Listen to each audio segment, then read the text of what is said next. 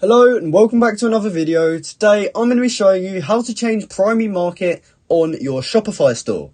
Now this is a very quick and easy thing to do, so make sure you watch this video all the way to the end so you don't miss any important step. Now the first thing you're going to want to do is open up Shopify and just head over to your dashboard. Once you've done that, you should be on a page that looks something like what I'm seeing now.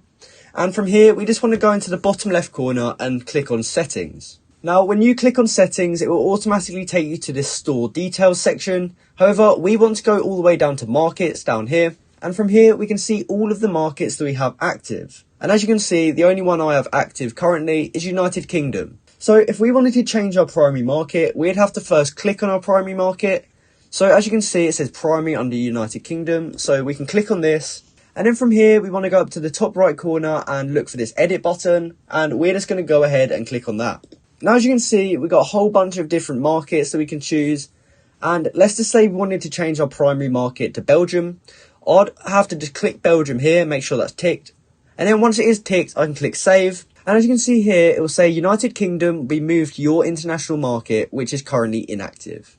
Basically, what that means is when we click confirm, it will change Belgium to our primary market, as you can see up here. So obviously, if you're not selling in Belgium, So obviously don't change it to Belgium if you're not looking to change your primary market. Just change it to whatever you're looking to change your primary market to. And then once you back out of this section, as you can see, my primary market is now Belgium. So that's exactly how you can change your primary market on Shopify. I hope you found this video helpful. And if you did, please comment down below to say this video helped you out. And like and subscribe for more content like this. Thanks for watching.